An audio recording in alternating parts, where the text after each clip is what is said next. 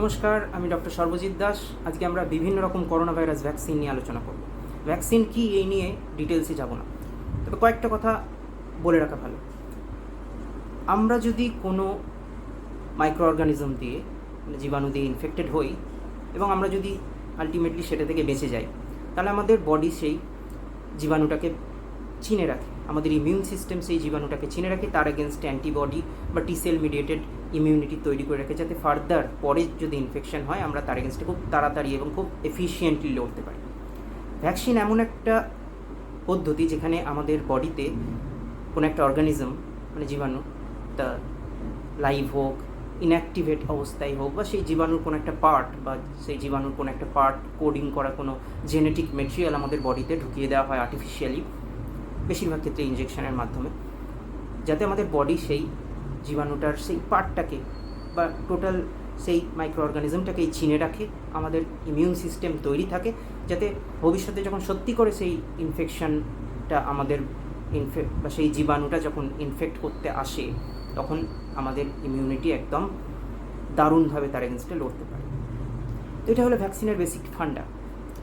তো ভ্যাকসিনের এফিকেসি নিয়ে বলার আগে ভ্যাকসিন এফিকেসি মানে কি সেটা জাস্ট দেখে নেওয়া যাক। আগের ভিডিওয় বলেছি যে 90% প্রোটেকশন এগেনস্ট ইনফেকশন কথাটার মানে কি? মানে হচ্ছে যে ইনফেকশন হওয়ার চান্স একজন আনভ্যাকসিনেটেড পার্সনের থেকে 10 ভাগের 1 ভাগ। মানে ধরুন আপনি লাক্ষাদ্বীপে থাকেন, সেখানে এখন আগামী মাসে আপনার ইনফেকশন হওয়ার চান্স, করোনা ভাইরাসে ইনফেক্টেড হওয়ার চান্স 1.2%। আপনি যদি ঝাড়খণ্ডে থাকেন, এই চান্সটা 0.01%।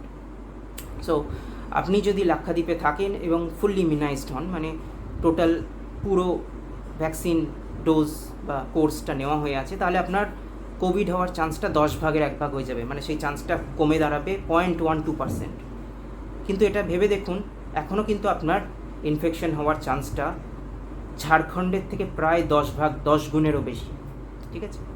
তার মানে আপনার ইনফেকশন হওয়ার চান্সটা ডিপেন্ড করে ভাইরাসে এক্সপোজ হওয়ার উপর। আপনি যদি হেলথ কেয়ার ওয়ার্কার হন, তাহলে কিন্তু আপনার ইনফেকশন হওয়ার চান্স অনেক বেশি একজন মানুষের থেকে যিনি ওয়ার্ক ফ্রম হোম করছেন তার থেকে। আর একটা জিনিস বলে রাখা ভালো যে করোনা ভাইরাস রেগুলারলি কিন্তু মিউটেট করছে। অরিজিনাল যে ওহান স্ট্রেন, সেটা কিন্তু এখন প্রিডমিনেন্ট স্ট্রেন নয় এই পৃথিবীতে। এখন আলফা, বিটা, গামা, ডেল্টা, এখন ডেল্টা প্লাস ভ্যারিয়েন্টও চলে এসছে, এবং প্রত্যেকের সাসেপ্টিবিলিটি টু ভ্যাকসিন, মানে ভ্যাকসিনে নিউট্রালাইজ হওয়ার চান্স কিন্তু আলাদা আলাদা। তাই আমরা এই ভ্যাকসিনগুলো ভ্যারিয়েন্টগুলোর এগেনস্টে কাজ করে কিনা সেটাও দেখব, পার্টিকুলারলি ডেল্টা ভ্যারিয়েন্টের এগেনস্টে। ফার্স্ট ভ্যাকসিনটা হলো ফাইজার বায়োনটেক ভ্যাকসিন। এটা একটা এমআরএনএ ভ্যাকসিন, মানে করোনা ভাইরাসের এমআরএনএকে একটা লিপিড ন্যানো পার্টিকেলের মধ্যে ঢুকিয়ে দিয়ে আমাদের বডিতে দেওয়া হয়, যাতে সেই আরএনএটা আমাদের বডি সিস্টেম ইউজ করে স্পাইক প্রোটিন তৈরি করে, সেই স্পাইক প্রোটিনগুলো আমাদের বডি চিনে রাখে এবং কোভিডের এগেনস্টে ইমিউনিটি দেয়। স্টোরেজ যে রিকোয়ারমেন্ট, সেগুলো কিন্তু বেশ কঠিন, -70 ডিগ্রি টেম্পারেচার লাগে। তো রিয়েল ওয়ার্ল্ড ডেটাগুলো দেখুন, এটা ফেজ 3 ট্রায়াল ডেটা, এর অলরেডি পাবলিশড হয়ে গেছে অনেক দিন আগে। ইনফেকশনের এগেনস্টে প্রোটেকশন অলমোস্ট 86% থেকে 95%, খুবই ভালো। কিন্তু বিটা ভ্যারিয়েন্টের এগেনস্টে, মানে যে সাউথ আফ্রিকায় যে ভ্যারিয়েন্টটা প্রথম দেখা গেছিলো, সেই বিটা ভ্যারিয়েন্টের এগেনস্টে প্রোটেকশন রেট কিন্তু বেশ কম, এটা প্রায় 75%। সিমটোম্যাটিক ইনফেকশনের এগেনস্টে প্রোটেকশন প্রায় 95%, আর হসপিটালাইজেশন হওয়ার থেকে প্রোটেকশন প্রায় 100%। প্রোটেকশন এগেনস্ট ডেথও, মানে করোনা ভাইরাসে মারা যাওয়ার থেকে প্রোটেকশন প্রায় 100% দেয়। ইভেন একটা ডোজের পরেও ডেথের এগেনস্টে প্রোটেকশন প্রায় 72%, যেটা খুবই ভালো। ডেল্টা ভ্যারিয়েন্ট, যেটা আমাদের ইন্ডিয়াতে প্রথম দেখা গেছিলো, যেটা এখনই আমাদের ইন্ডিয়ার প্রিডমিনেন্ট করোনা ভাইরাস ভ্যারিয়েন্ট, যেটা এখন বাজারে চলছে আর কি, তার এগেনস্টে প্রোটেকশন একটু কম। সিমটোম্যাটিক ইনফেকশনের এগেনস্টে 87% প্রোটেকশন দেয়, আর হসপিটালাইজেশনের এগেনস্টে প্রায় 80 to 96% প্রোটেকশন দেয়। পরের ভ্যাকসিনটা একটা এমআরএনএ ভ্যাকসিন, এটা ইন্ডিয়াতে সবে অ্যাপ্রুভড হয়েছে, মডার্না ভ্যাকসিন। এটা স্টোরেজ রিকোয়ারমেন্ট একটু বেটার। এই এফিকেসি চার্টটা দেখুন, এটা WHO approved vaccine, peer reviewed phase 3 trial data অনেক দিন আগে পাবলিশড হয়েছে। এটা দেখা গেছে এই ভ্যাকসিনটা করোনা ভাইরাসের এগেনস্টে প্রায় 90-100% প্রোটেকশন দেয়। সিমটোম্যাটিক ইনফেকশনের এগেনস্টে প্রায় 94% প্রোটেকশন দেয়। আর হসপিটালাইজেশনের এগেনস্টে বা ডেথের এগেনস্টে প্রায় 100% প্রোটেকশন দেয়, মানে খুবই ভালো যেটা। নেক্সট ভ্যাকসিন হচ্ছে আমাদের অক্সফোর্ড অ্যাস্ট্রাজেনেকা ভ্যাকসিন, বা আমরা কোভিশিল্ড নামে যেটাকে জানি। এটা একটা ভাইরাল ভেক্টর ভ্যাকসিন। মানে এখানে কি করা হয়, একটা ডিএনএ তাকে একটা হার্মলেস ভাইরাস, অ্যাডেনো ভাইরাসের মধ্যে ঢুকিয়ে আমাদের বডিতে দেওয়া হয়। আমাদের বডিতে সেই ডিএনএটা থেকে এর আরএনএ তৈরি হয়। সেই আরএনএ আমাদের বডিকে ইউজ করে স্পাইক প্রোটিন তৈরি করে, যেটা দেখতে একদম করোনা ভাইরাসের স্পাইক প্রোটিনের মতো, এবং করোনা ভাইরাসেরই স্পাইক প্রোটিন বলতে পারা যায়। তার এগেনস্টে আমাদের বডি ইমিউন রেসপন্স তৈরি করে। এটাও WHO approve vaccine. Real world data বা ট্রায়াল ডেটাগুলো একবার দেখুন। এর peer reviewed phase 3 trial data already published হয়েছে। পিয়ার রিভিউড জার্নালে পাবলিশড ডেটা মানে হচ্ছে এটা হয়তো একটু বেশি বিশ্বাসযোগ্য, কারণ সেই ডেটাটা, ট্রায়ালের ডেটাগুলো অনেক বিশেষজ্ঞরা, সায়েন্টিস্টরা অ্যানালিসিস করে দেখেছেন এটা জেনুইন, তাই তারা পাবলিশ করেছেন কোনো জার্নালে। আর যে ডেটাগুলো এখনও পাবলিশড নয়, হয় সেগুলো অ্যানালিসিস করা বাকি আছে, অথবা সেগুলো অতটা বিশ্বাসযোগ্য নয়। এটা করোনা ভাইরাস ইনফেকশনের এগেনস্টে প্রায় 82.4% প্রোটেকশন দেয়, যদি সেকেন্ড ডোজটা 12 উইকস 12 সপ্তাহ পরে দেওয়া হয়। সিমটোম্যাটিক ইনফেকশনের এগেনস্টে প্রায় 76% প্রোটেকশন দেয়। কিন্তু যে south African variant beta strain যেটা ছিল, সাউথ আফ্রিকায় প্রথম দেখা গেছিলো, তার এগেনস্টে প্রোটেকশন কিন্তু অনেক কম, মাত্র 10%, প্রায় কাজ করে না বললেই চলে। থ্যাঙ্কফুলি সেটা ইন্ডিয়ার প্রিডমিনেন্ট স্ট্রেন নয়। সিভিয়ার ইনফেকশন বা হসপিটালাইজেশনের এগেনস্টে প্রায় 100% প্রোটেকশন দেয়। ডেথের এগেনস্টেও প্রায় 100% প্রোটেকশন দেয়। এবার যে ডেল্টা ভ্যারিয়েন্ট, যেটা আমাদের খুব কাজের জিনিস, কারণ ডেল্টা ভ্যারিয়েন্টই চলছে বাজারে, তার এগেনস্টে প্রোটেকশনটা দেখা যায়।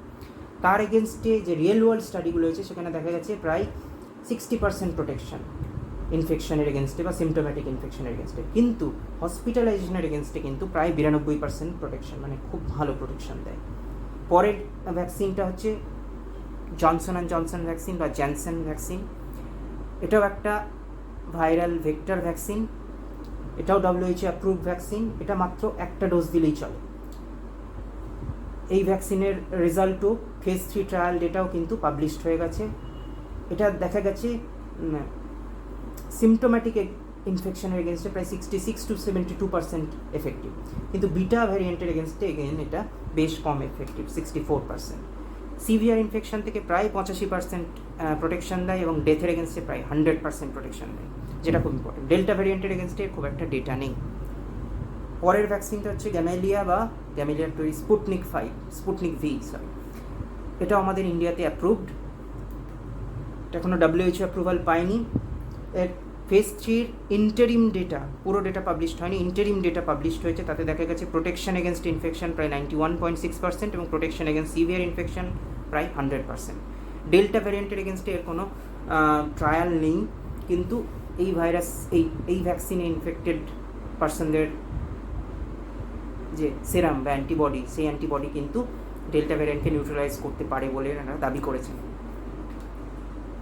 পরের ভ্যাকসিনটা ক্যানসাইনো বায়োর তৈরি কনভিডেসিয়া। এটা একটা ভাইরাল ভেক্টর ভ্যাকসিন। এ ব্যাপারে আমরা ডিটেলসে যাবো না, কারণ এর ফেজ 3 ট্রায়াল ডেটা এখনও পাবলিশড হয়নি। সিমটোম্যাটিক ইনফেকশনের এগেনস্টে প্রায় 65% প্রোটেকশন দেয়, যেটা বেশ কম। হসপিটালাইজেশন এবং সিভিয়ার ইনফেকশন এগেনস্টে প্রায় 90% প্রোটেকশন দেয় বলে দাবি করা হয়েছে। পরের ভ্যাকসিনটা খুব ইম্পর্টেন্ট, খুব ইন্টারেস্টিং ভ্যাকসিন। এটা হচ্ছে নোভাভ্যাক্স। একটা সম্পূর্ণ অন্যরকম টেকনোলজি, সাব ইউনিট ভ্যাকসিন। এখানে একটা ন্যানো পার্টিকেলের চারপাশে প্রচুর সিনথেটিক স্পাইক প্রোটিন কোটিং করে দেওয়া হয়। বডিতে যখন এই ন্যানো পার্টিকেলগুলো ইনজেক্ট করা হয়, তখন সেই স্পাইক প্রোটিনগুলোও বডিতে ঢুকে যায়। আমাদের বডি সেই স্পাইক প্রোটিন এগেনস্টে ইমিউন রেসপন্স তৈরি করে।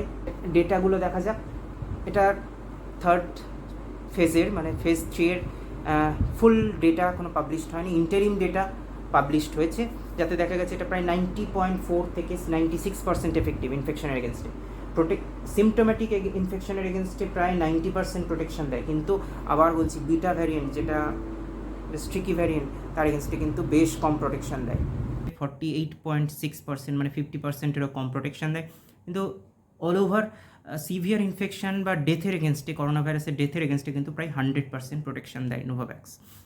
পরের ভ্যাকসিনটা হলো সাইনোফার্মের তৈরি BBIBP-CoV, এটা একটা চাইনা মেড ভ্যাকসিন। এটা কিন্তু ইনঅ্যাক্টিভেটেড ভাইরাস ভ্যাকসিন, মানে এক্ষেত্রে কী হয়, SARS-CoV-2কে কেমিক্যালি ইনঅ্যাক্টিভেট করে বডিতে ঢুকিয়ে দেওয়া হয়। এক্ষেত্রে এই ভাইরাসটা কিন্তু শরীরে রেপ্লিকেট করতে পারে না, ক্ষতি করতে পারে না, কিন্তু এর প্রোটিনগুলো ইনট্যাক্ট থাকে, যেগুলো চিনে ফেলে আমাদের বডি এবং তার এগেনস্টে ইমিউনিটি তৈরি করে। এর ডেটাগুলো এখনও ফেজ 3 ট্রায়াল ডেটা পাবলিশড হয়নি কোনো পিয়ার রিভিউড জার্নালে। প্রোটেকশন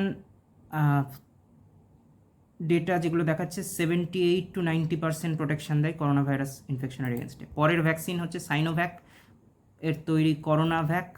এটা একটা ইনঅ্যাক্টিভেটেড ভাইরাস ভ্যাকসিন। এর ডেটা ফেজ 3 ট্রায়ালের ডেটা কিন্তু পাবলিশড হয়নি, কিন্তু এটাও WHO অ্যাপ্রুভড।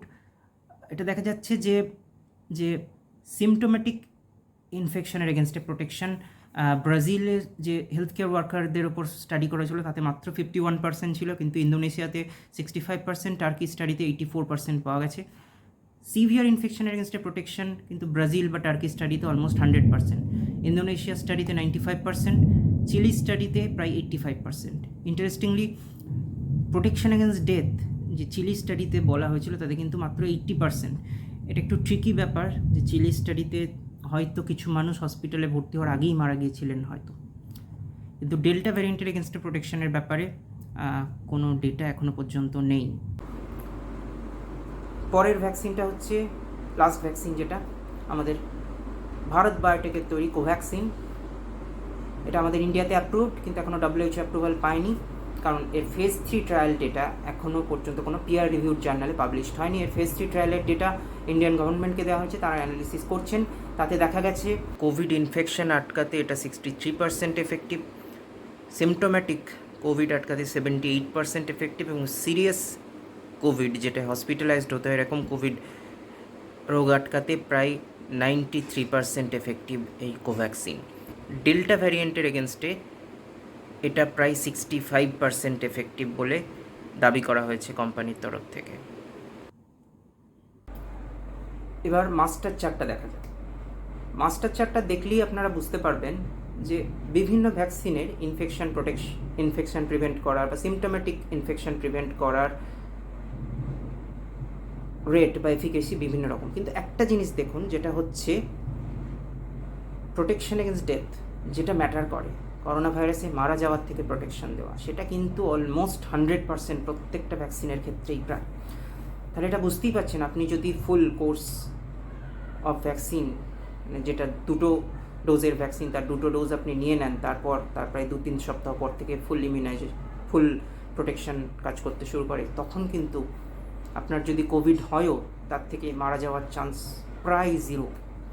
সেই জন্যে ভয় না পেয়ে অবশ্যই যে ভ্যাকসিনই আপনি পাচ্ছেন সেটা নিয়ে নিন। লোকজনকে ইন্সপায়ার করুন ভ্যাকসিন নিতে, গুজবে কান দেবেন না।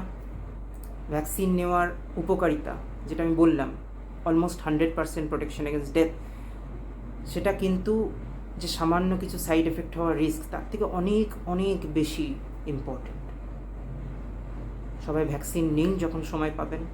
ভালো থাকবেন। ভিডিওটা ভালো লাগলে লাইক বাটন প্রেস করবেন, চ্যানেলটা সাবস্ক্রাইব করতে পারেন। Thank you.